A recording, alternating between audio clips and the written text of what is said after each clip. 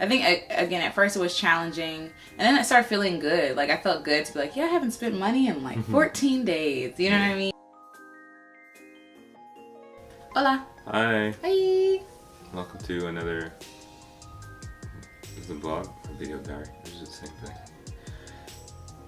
I don't know the difference. Anyways, so welcome to another episode of Fox and Miles, Yay. Our blog. So this video we're gonna talk about the challenge that we did for No Spend December. No Spend December. Yeah. So tell me more about No Spend December. So I wanted to do a no spend month a while ago, but with preparing for the RV and stuff, it just didn't seem like it was really feasible. Like, we were buying a whole bunch of stuff for the RV, but I wanted to do a month where besides our like needs, we didn't spend any money. Right. And so needs would be gas, groceries, travel, if we take like public commuting transportation. to work and stuff like Yeah, that. to work. Yeah. And like emergencies and stuff like that. Right, yeah. Trying not to like eat out or things like that, or going shopping or buying things that we don't need during the month. The whole idea, and you correct me if it's wrong, is just to kind of work on managing our money and see if we can actually do it. Not that we really spent a lot anyway, before the month challenge, but like to see like, okay, if we really didn't spend any money on anything else, like how much money could we really save in preparation for us leaving, and also in preparation for us like full-time RVing with limited amount of funds. So what would it really cost to take our adventure on the road, and if we didn't have any income coming in, what is the minimum we need to live on? And also just for I just wanted to challenge myself too, and challenge us to not spend anything, just for discipline reasons too. So this is like at the very end of December, so the new year starts in a handful of days. Yeah. I think it was a great challenge to be able to sit and really think about the stuff that we actually spend our money on, because when you're not spending, you can actually look back and see, of course you might have some extra cash left over or whatever, but you can actually see, well, what do I really actually spend my money on in general? Because sometimes we just buy stuff and get things that we think or say we need, but in reality we really don't. Yeah. So it was good to really take that time to reassess the things that we really do need and the things that we really do value. Yeah. I think for me it was hard initially because I work at a restaurant, right? And so I can get fries there for like $2.50, and in my mind it's like, okay, $2.50, that's not a lot of money for fries, but like that adds up, right? So I work 3 times a week at my part-time. So if I'm spending $2.50 every day I work, what is that? That's $7.50 a week. And then it adds up and adds up. And so realizing how much like the little things, like I don't think I spend a lot of money on like big things, but I think I spend a lot of money on smaller things, and then it adds up to like one big thing. Right, yeah. So it's usually the little things that will slowly like bleed your account. Because of course, you buying big stuff, it's like, oh wow, all this money is gone. But you'll, at the end of your pay period or at the end of the month, you're like, dang, where'd all the money go?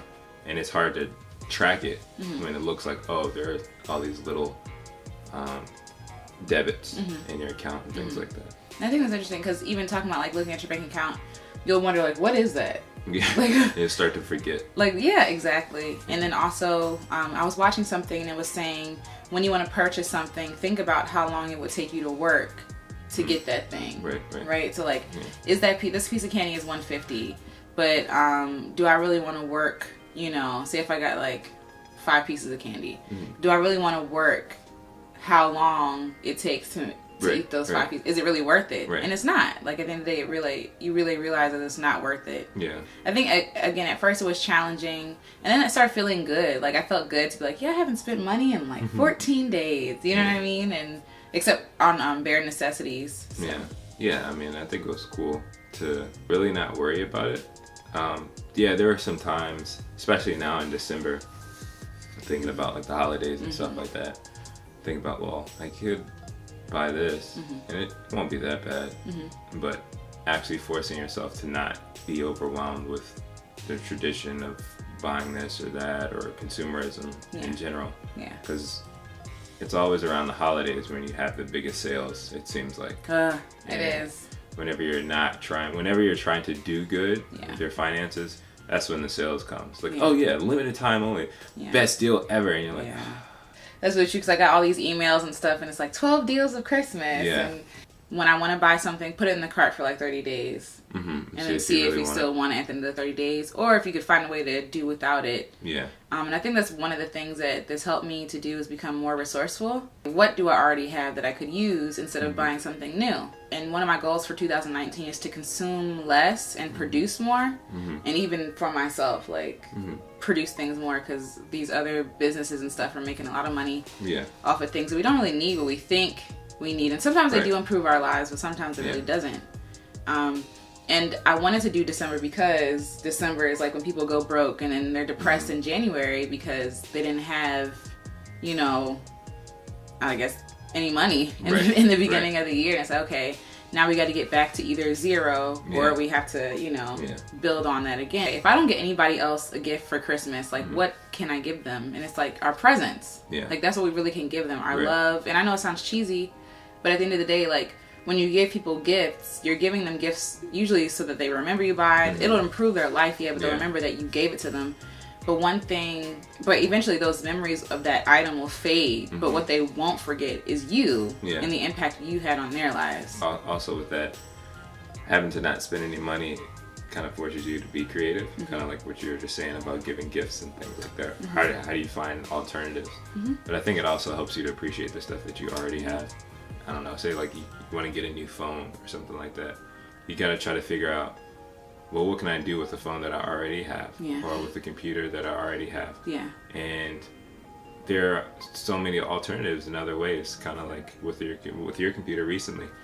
Computer's been running slow, or her laptop's been running slow. And so the idea of having to get a new computer was there, because, you know, with technology, it's kind of like every 4 or 5 years, upgrade. That's it. You know, you need to upgrade, and probably even faster now because it's so much easier to get this or to get that. Maybe with cell phones and stuff like that. Yeah, especially with cell phones. But what we did is just wiped her complete computer clean and just kind of started over, and it's working good now. I mean, she's able to continue to use it and saves us some money.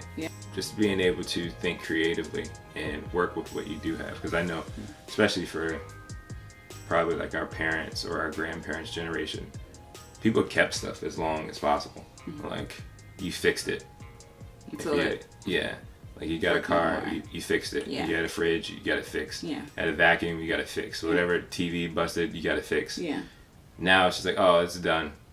Next. Let me get a new one. But really being able to appreciate and invest in the things that you already have and value them, that it helps a lot, and it also allows you to save your money and invest it in other things that may be more important. And I think I definitely want to do this again, maybe later in the year, because I know right now we still have a lot of things to purchase and buy for the RV. It was good to not touch our bank account, to not watch it like slowly dwindle from like little leaks, like little things that are just draining our account. It's also liberating too, you know, just to be able to be like, I don't have to spend money to go have fun.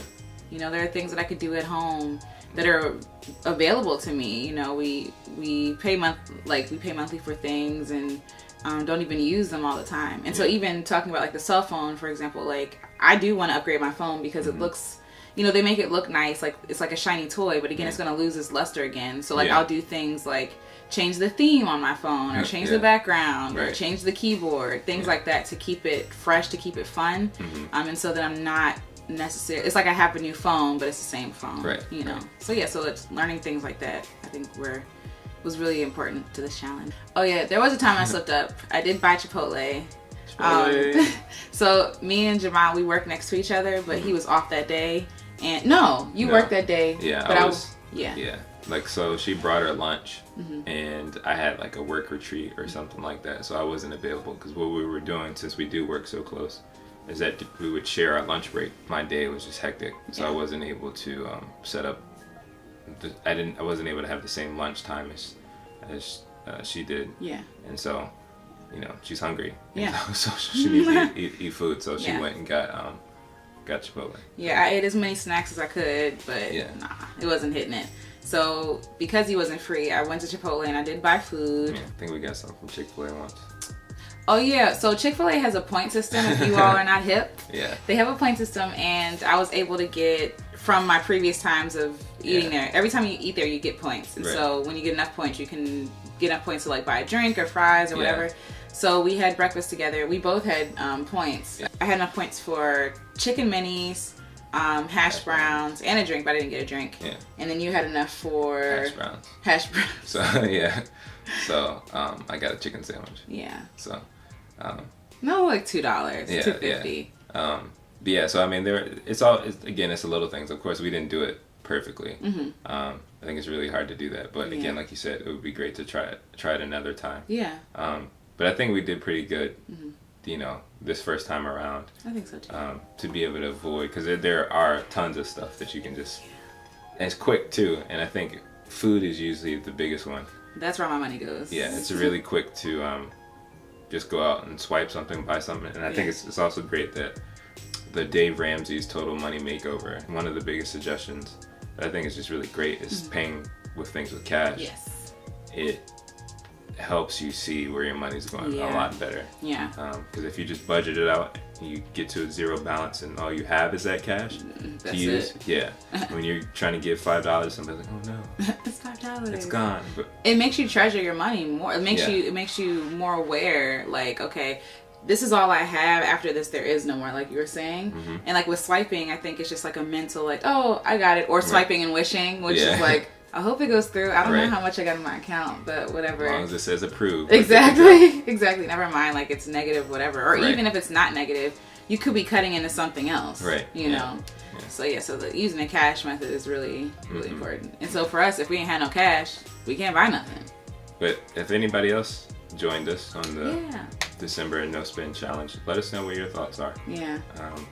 Or even just let us know what your thoughts are about doing that. Yeah. Would you be willing to take that challenge to be able to not spend money, outside of necessities, be able to spend nothing for a whole month? Yeah. Let us know in the comment section below. We appreciate it. Yeah. And like, you know, would your community be accepting of that? Yeah. Like especially for us, like around like the Christmas holiday and stuff. Yeah. Thank God we don't have a lot of friends that are like, oh, you know, we want to get our friends don't really, they give themselves, like right, so that's fine, but I know for a lot of people, like they feel a lot of pressure about giving, and they feel like if they don't give, then they'll be looked down on, or like your value of your friendship is determined by the size or the price tag of your gift or whatever. Yeah. Like, so how would your community react to you all doing a No Spend December? Yeah, would you make it through the holiday season? Yeah. Could you?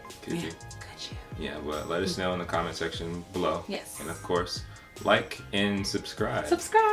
To keep following us on the Fox and Miles adventures. Yeah.